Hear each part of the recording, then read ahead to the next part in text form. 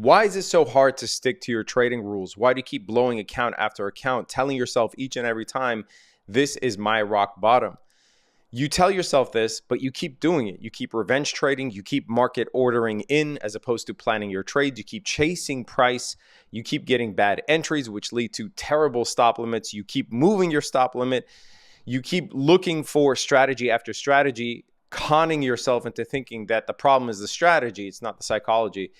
The harsh truth about this is that you cannot become a profitable trader without overcoming this specific aspect of trading, which is the psychological aspect, right? Now, the reason that we are terrible traders by nature, all of us, including me, including your favorite trader, right? Professional or online guru.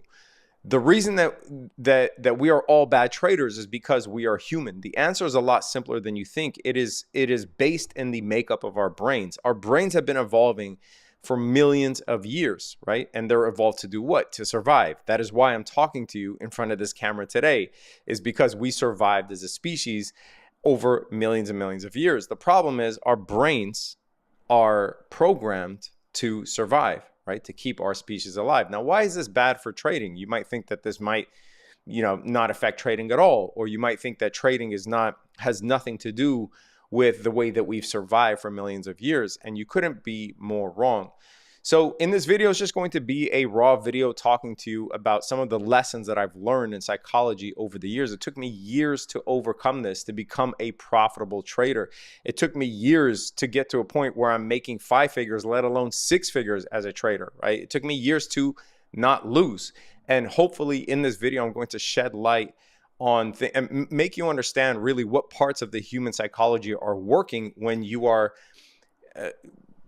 revenge trading, or when you're shooting yourself in the foot, when you are going down a path that is emotional and not psychological, right? As I said, the harsh truth is that you have to overcome this aspect of your trading, but the good news is that you can overcome it. Now, why do most traders lose? You see this statistic all the time, right? People throw out 99%, some people throw out 95%, some people throw out 90%.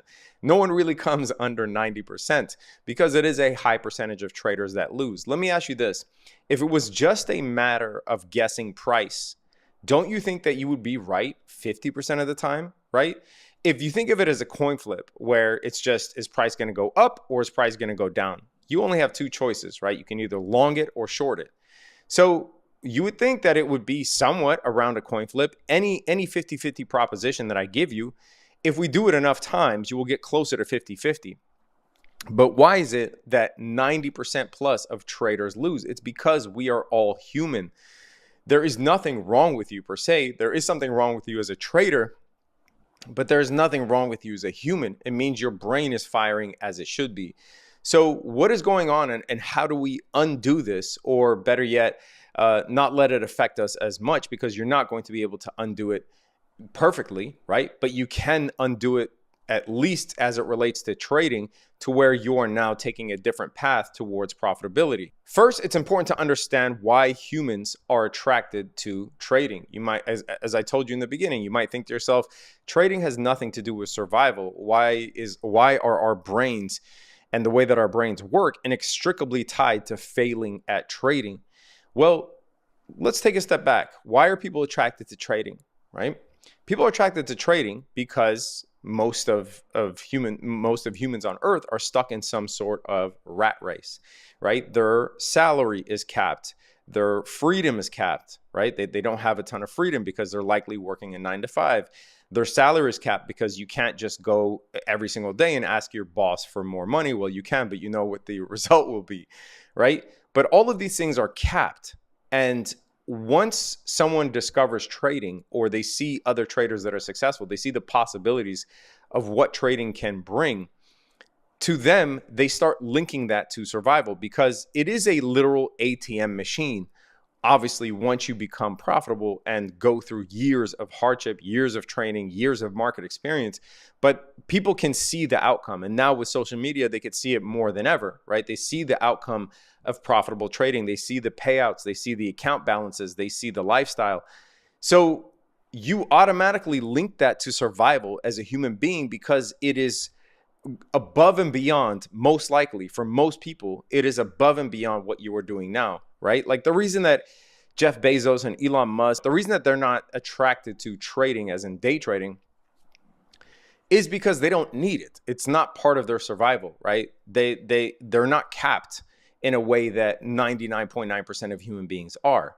So being that you are a human being with limitations in your life as it relates to the amount of money you can make and as it relates to the freedoms that you have, you automatically associate trading or success at trading with survival. Your mind starts bursting with possibilities, right? And imagined outcomes. What could my life look like if I just succeeded at this one thing? I need to do it. What could my life look like? How different could it be?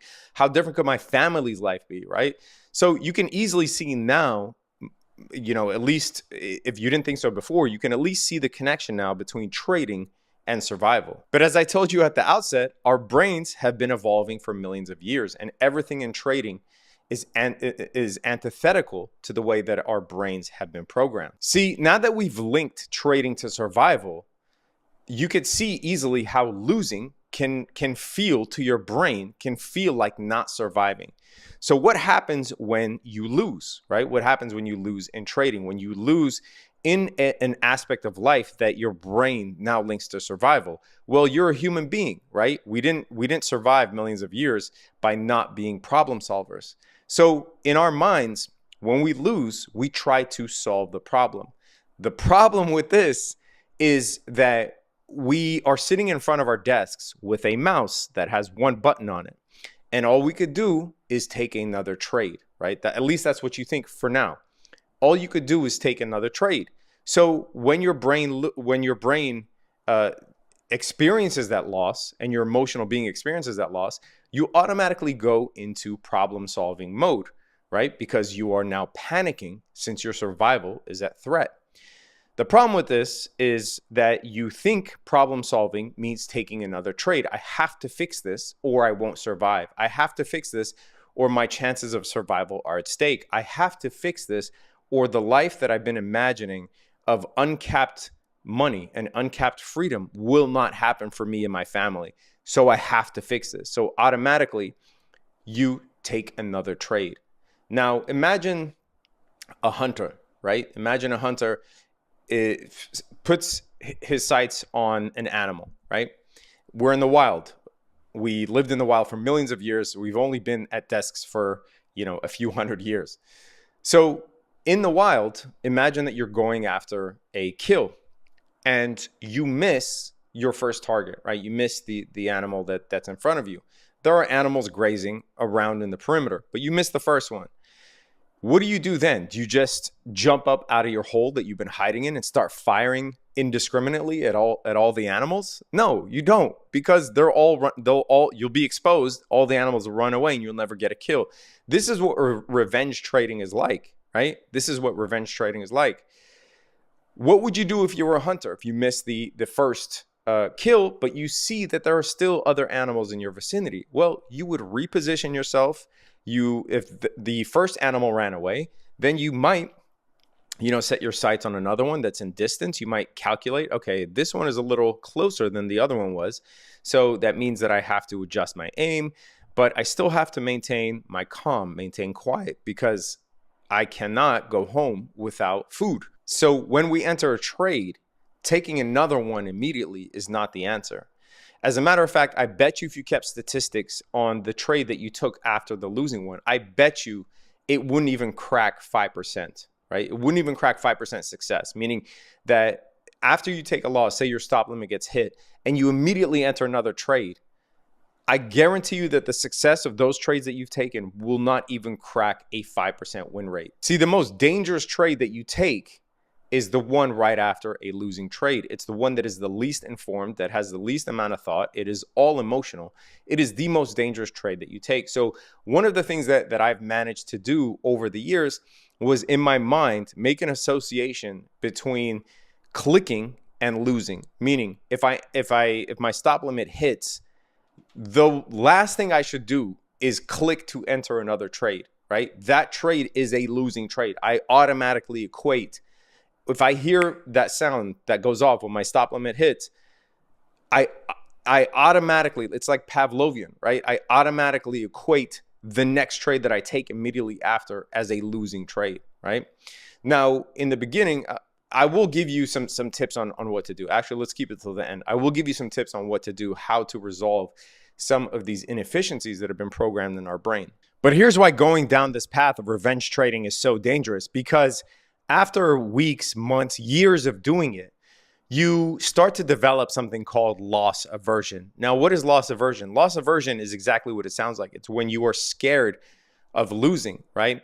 And I bet you, because you're watching this, right, I bet you are most likely an unprofitable trader. And I'm not trying to denigrate you. I'm not insulting you. So stop me if I'm lying. But again, you're probably an unprofitable trader. And I bet when you enter a trade, your gut feeling, your gut reaction, when you enter a trade, the first thing you say to yourself is, I hope I don't lose this trade. Or, man, I hope my stop limit doesn't get hit. I think my stop limit is going to get hit.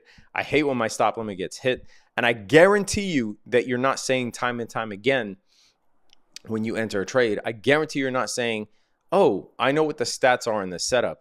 This is my preferred setup. This is my A. It has all of the trappings of an A+ trade according to my rules, my back-tested strategy. I know this setup. And if I wait until price gets to my entry, then I'll be fine, right? If I wait until price gets to my entry, I know likely what's going to happen with a 65% or 70% degree of confidence that the trade is going to hit. I guarantee you're not thinking on those terms, and you cannot be a profitable trader until you get to that point. So the problem with revenge trading, or the problem with entering trades, rushing your entries, chasing price, etc., all this stuff, the problem with all this stuff is that it builds over time, weeks, months, years of what we call loss aversion. So now all you are doing is entering a trade hoping you don't lose. You're no longer entering a trade to maximize your profits and build your account up, right? You are entering a trade hoping not to lose. So now you associate trading with pain. You still see the possibilities, right? And especially if you're on social media, you still see the possibilities of what trading can bring. So you keep doing it. A lot of people do quit. A lot of people don't, right? Years, they don't quit. But now you associate trading with pain. And this is the worst place that you can be in. And everybody, successful or not, has been in this place, right? But I'm hoping, again, to shed light on this so that when it's happening, when you are doing these bad habits, you can see it in real time, like Neo from the Matrix, and you can stop yourself, right? And I will give you tips on things you can do in order to avoid these pitfalls. But now you associate trading with pain, right? So you start reinforcing even worse habits. So you let your losses run, right? You remove your stop limit and you let that position bleed because you're hoping that it turns around. And now you might be hoping that it turns around just to cut your losses as opposed to winning a trade, right? But the reason you do this is to avoid pain.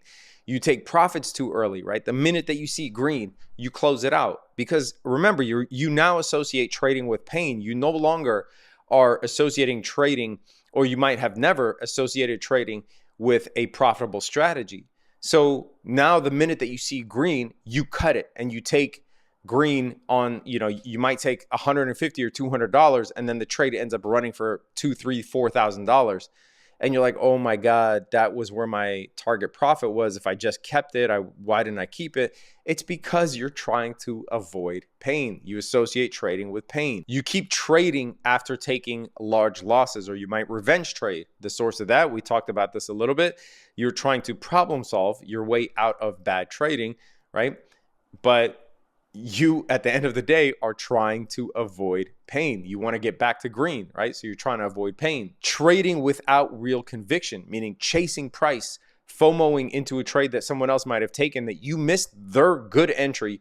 And so now you're taking a suboptimal entry because you now have a fear of missing out, and a fear of missing out causes pain. So your subconscious mind that has been, evolving for millions of years is trying to survive and avoid pain because it sees trading as survival, and it sees success in trading as surviving, right? So this is all antithetical to trading. This is why you always hear, oh, you have to be a robot when you trade. You have to remove your emotions when you trade. Guess what? That's impossible to remove your emotions. You're a human being, right? Unless you're a psychopath, which I don't know what the stats are on psychopaths in trading, but you are a human being with real emotions, right? And it's hard to suppress your emotions. However, you can rewire your brain. Obviously, there's been millions of studies done on cognitive behavioral therapy, on rewiring the brain in order to make certain associations more prevalent or to suppress certain associations. So in your mind, right? Like you have to make the association, for instance, as I said before, clicking is losing, right? If you make that association and you keep reinforcing it over and over again, then you are less likely to do it, right? But you still feel bad when you take a loss. It's just what are you doing now as opposed to revenge trading, right? Letting the emotions build up so much into a decision. You could still feel bad, and there are ways to overcome the emotion of losing a trade, right? In the beginning, actually, we can jump into this now. So what are some things that you can do in order to improve this aspect of your trading? And I guess I want to start off and just say, before we get into what are some things you could do to mitigate, not all problems with trading are psychological, right? This is something that you hear a lot of newbies say, like, oh, my problems are psychological. Yes, you do have psychological problems as it relates to trading, but how do you know that your problems aren't technical? Are you trading a back-tested strategy? Are you trading a strategy that you've tested out or paper traded for months and you know is profitable, but the only problem is that you go outside of that strategy, right? If you are not at the point yet where you have a strategy, you're not confident in the strategy that you're trading, that's fine. Your problems should start with finding a back-tested strategy. There are tons of people online that you can follow that have back-tested strategies or that have stats to back up their trading or have payouts or whatever, right? That's really not that hard to find a winning trading strategy, because they all, from my experience, a lot of them work, right? SMC/ICT works. I know traders that trade just momentum. I know traders that use footprint charts and volume, etc.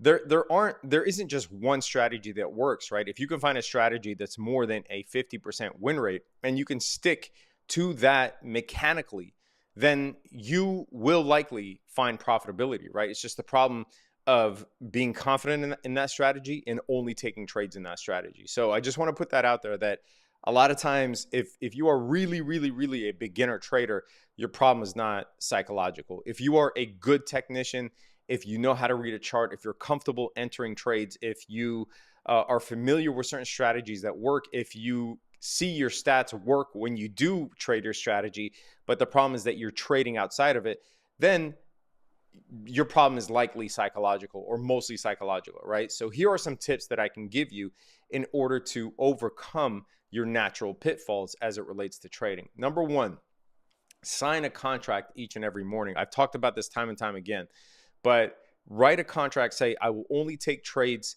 that adhere to my rules. I will not market order in. I will only wait for my limit price to hit. I will set the trade up before I get in. I will have my stop limit, my TP, and my entry defined before I get in. So write down all of your ground rules and leave a space for a signature, and go to a copy store and print 250 of them for the number of trading days a year, and sign it every morning and leave it on your desk right next to your keyboard. Trust me, this will work. It's not going to fix all your problems, but I bet you it will limit the amount of trades, the number of trades that you take. I guarantee you it will cut down the number of unnecessary trades that you take. It's not going to solve all your problems. Nothing will, except for reinforcing these good habits every single day and then seeing the results, becoming confident, and then sticking to those results, right? Once you see a small subset of good results, it gives you the confidence to stick to those results, and it compounds like a snowball. Trust me. After each and every trading session, you should be able to recall off the top of your head every single trade that you took, right? A lot of times you'll see, I know you're guilty of this, but you'll see your executions after the day's over and there's like a million trades, right? And if I said, hey, what did you trade today? You will not be able to recall each and every single trade. but you should be able to recall each and every single trade. So on most days, if you ask me what did I trade, I can easily tell you, okay, I took a long on the NASDAQ in the morning and I shorted gold in the PM session, and that's it, right? That's how your trading day should look, because once you find confidence in your strategy, then the next step up is to scale your trades. You will not need more trades. You will just need bigger size trades. Obviously, once you get to a point where you have achieved some semblance of profitability, then the path to compounding that is to increase the size little by little on your trades, as opposed to taking more trades. Don't ever enter a trade without having a defined stop limit, TP, and entry. I've already talked about this, but every single one of your trades should look like this, okay? Every single one. If they don't, it's because you don't have a system. The other thing is, do not move your stop limit around. Now, it's okay to have a dynamic stop limit, meaning if your trade hits, 1.5 R or 1 R, 1-to-1, and you say, at this point, I'm going to move my stop limit to break even, that's fine. But just fidgeting with your stop limit and your take profit constantly, it just shows that you likely don't have a mechanical system yet, right? So do not do that. If you do have a system, if you have a mechanical system that you know you should be trading, do not move around your stop limit and your take profit. Just don't do it at all. The next one, we talked about this before, but always equate clicking with losing, meaning after your stop limit hits, if you lose on the trade, you should always equate clicking right after that with losing, right? Clicking does not mean there's a chance to win. It automatically means a loss. If you're able to associate that, right, over and over and over again, then I guarantee you will limit the number of times that you click after losing your trade. You should also implement some sort of good habit, some sort of recurring good habit after a loss, right? You should be going to the gym or going outside or doing push-ups or going for a drive or spending time with your family, or say, if my stop limit hits, I have to get up out of the seat and do X, whatever X is, playing guitar, whatever. You can come back to your desk in order to trade, but do not look at that same setup anymore immediately after you take a loss, right? Do not stay stuck to that setup. Go away, come back in 5, 10, 15, 20 minutes, and then look at the chart and reassess from there. And if another trade fits your criteria, again, you're supposed to have a set of criteria. If another trade fits your criteria, then you can enter it. But the minute that your stop limit hits, get the hell up off of your desk and go do something else, and make that thing a habit. Every time I take a loss, I do 100 push-ups. Every time I take a loss, I go practice guitar for 20 minutes. Every time I take a loss, I go make the kids breakfast or whatever, right? Every time I take a loss, I go for 1 mile run. Every time I take a loss, I go do 4 sets of bench press, like whatever it is. It could be anything, right? I go draw a picture or paint or whatever it is that you like to do. But you have to associate a trade hitting your stop limit with you getting off of your desk to do something. And finally, write down a summary of your trading session each and every day, right? What were your emotions? What trades did you take? Did you like certain things about what you did today? It's important to also reinforce good habits when you find them, right?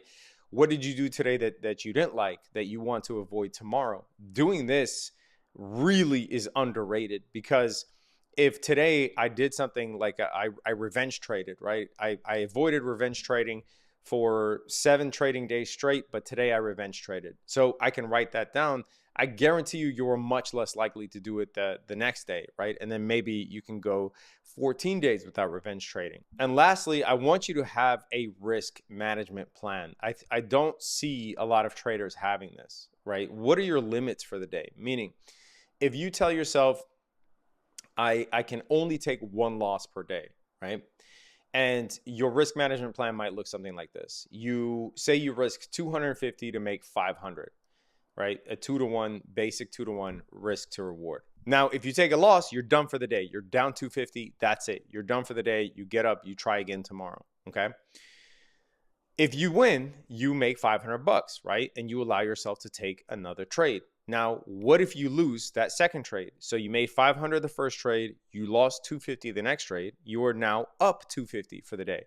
and you are done, because remember, you have a 1-loss trigger. Now imagine you take 2 trades and you win. You are now up $1,000. And imagine you lost your third one.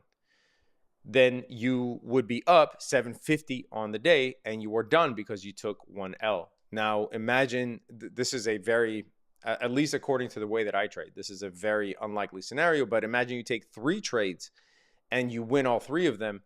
I'm not saying winning 3 trades is an unlikely scenario. I'm saying I rarely take 3 trades. But imagine you take 3 trades and you win all 3 of them.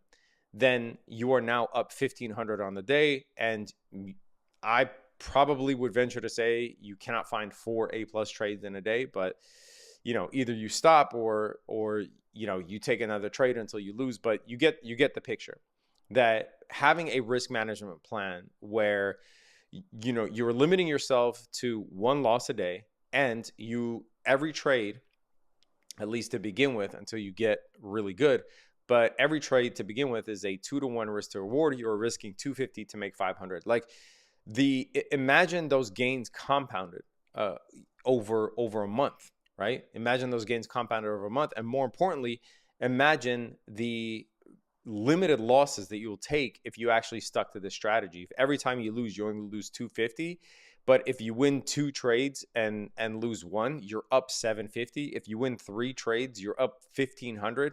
Even if you win 1 trade and lose 1, you're still up $250. Like, people do not think of a risk management plan when they start trading, unfortunately. But hopefully I shed some light on why it is that, as natural beings, as cavemen, why we do suck at trading. But I'm hoping that, this talk here, maybe you should listen to it every day before you start your day. I don't know. But I'm hoping that this talk here really will allow you to step outside of your body. And like I said, Neo from the Matrix, see what's going on when you take a loss. Like, why is the urge so strong to enter another trade, right? But hopefully you got something out of this. This is by far the most requested topic that people ask me to make a video on. So hopefully this shed some light. Even though it was a raw video, it took me a while to compile my thoughts into a coherent video. So hopefully it made sense for you. Hopefully you got something out of it. If you want to trade with me 7 days for free, I go live at market open every single day. Click the link in the description. Would love to have you. Follow me on IG and on X for daily trading and finance content. And also on IG, I post my travel content. Right now, I'm in Italy as of the time of this recording, in Sicily. It was light outside when I started the video. Now it's dark, but stay safe out there, traders. Peace.